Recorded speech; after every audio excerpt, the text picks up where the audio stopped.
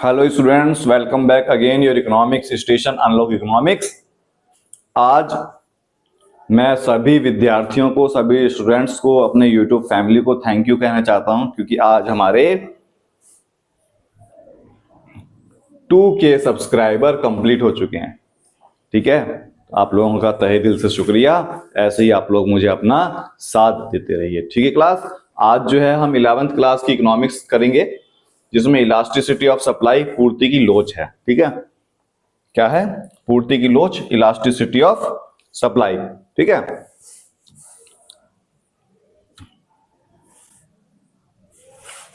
तो चलिए हम चालू करते हैं। Elasticity of supply.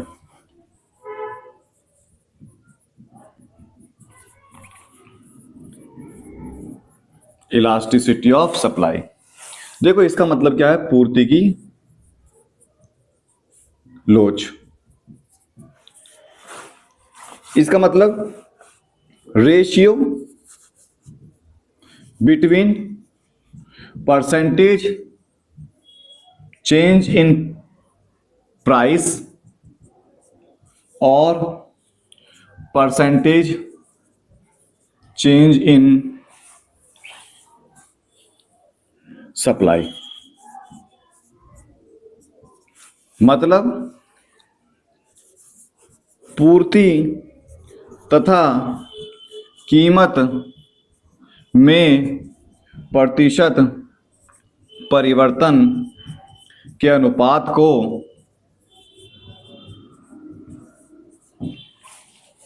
पूर्ति की लोच कहते हैं।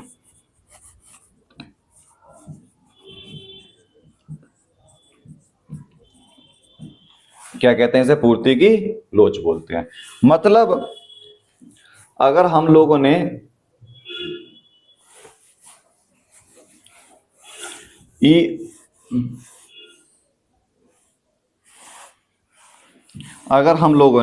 एस बराबर percentage change in supply upon में परसेंटेज चेंज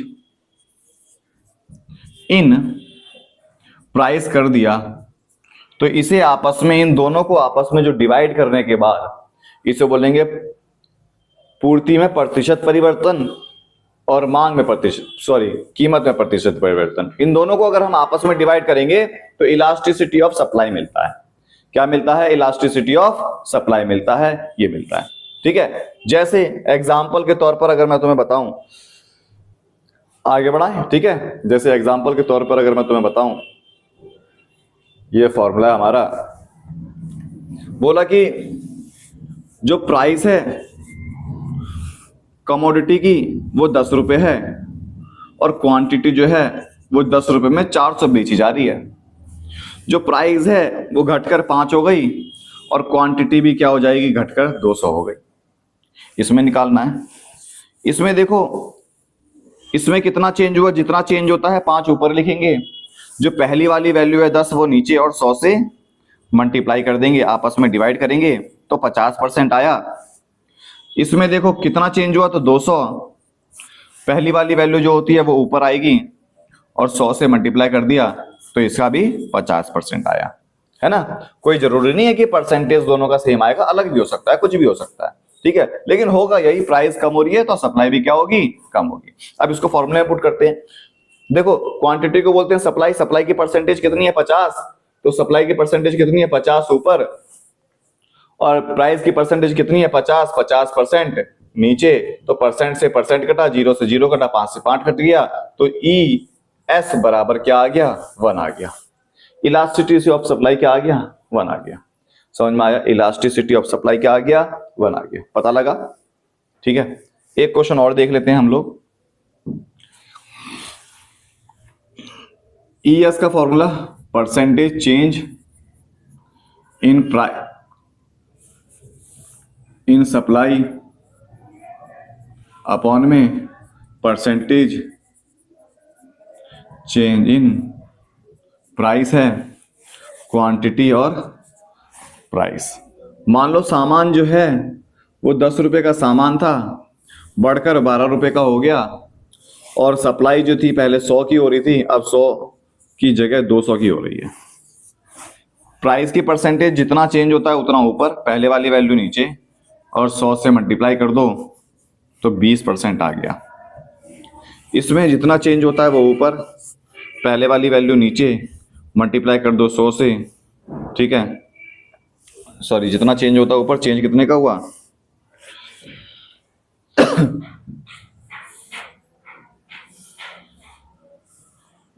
चेंज कितने का हुआ? चेंज हुआ 100 का। 100 से 100 कटा, परसेंटेज कितना आ गया?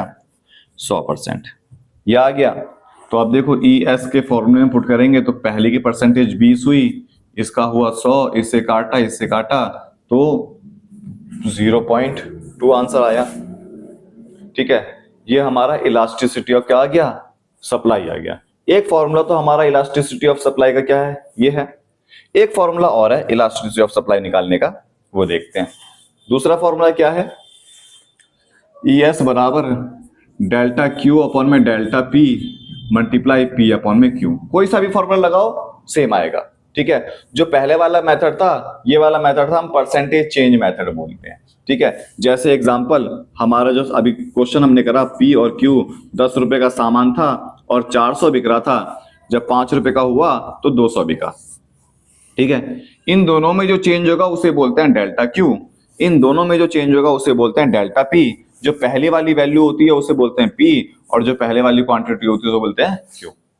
डेल्टा क्यू कितना आया? डेल्टा क्यू अगर हम डेल्टा क्यू देखें तो 200 डेल्टा क्यू है, अपॉन में इसमें कितना चेंज है? डेल्टा पी में कितना? 5 का चेंज है। और पहले वाली वैल्यू कितनी है? पहले वाली वैल्यू पी की कितनी है? 10, और क्वांटिटी की पहले वाली वैल्यू कितनी है? 400। जीरो से तो देखो जीरो कटा, ये वाला जीरो से ये वाला जीरो कटा, 4 पंचे 20 और 5 से 5 कट गया, आंसर क्या आ गया? 1 आ गया। कैसे आया आंसर? देखो 1 इसमें आया ना, ई एस बराबर 1, तो इसमें भी तो हमारा ई एस बराबर 1 आया था। सेम आंसर आएगा। समझ में आया? हमारा आंसर सेम आएगा, बिल्कुल सेम। ठीक है,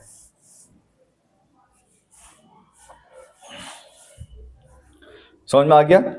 ठीक है, तो हमारा ये इलास्टिसिटी ऑफ सप्लाई का पता लगा कैसे होता है।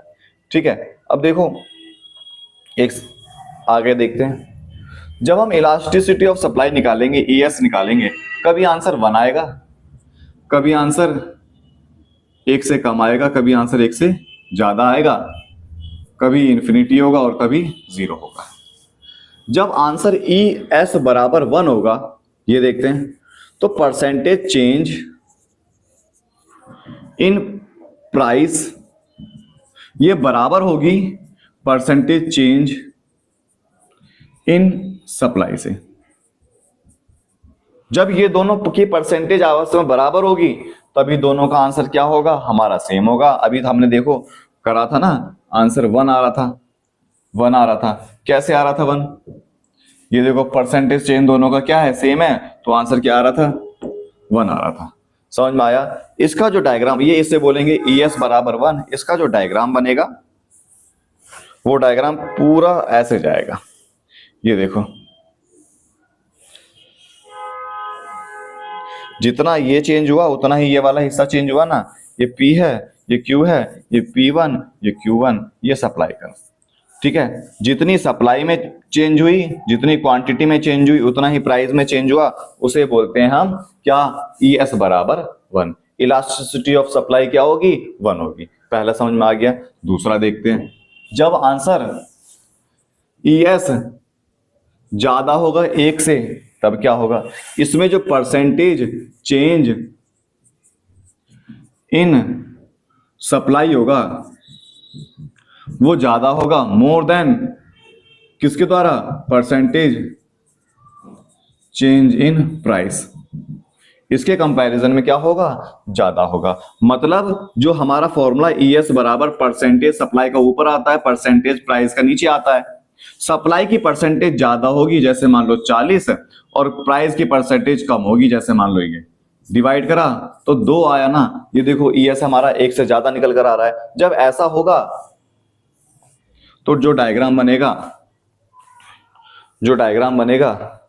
वो हमारा जो डायग्राम बनेगा ऐसे बनेगा।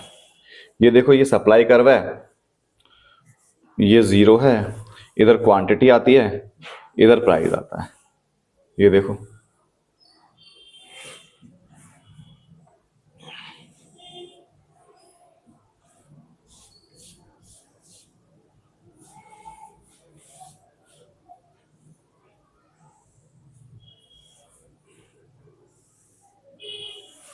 ये देखो इसकी जो प्राइस है उसमें थोड़ा सा चेंज हुआ और क्वांटिटी में क्या हुआ, ज्यादा चेंज हुआ। जब प्राइस में कम चेंज होता है और क्वांटिटी में ज्यादा चेंज होता है तो उसके अंदर उस कंडीशन में हमारा आंसर ES ज्यादा होता है किससे, 1 से। समझ में आ गया?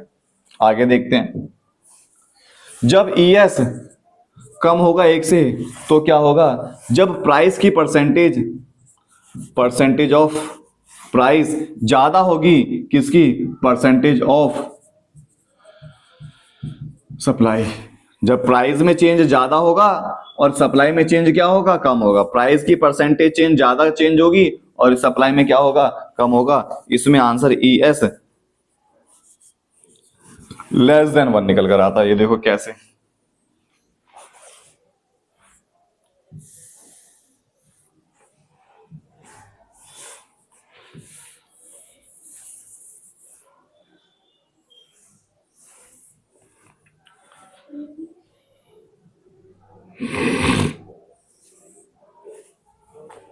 ये देखो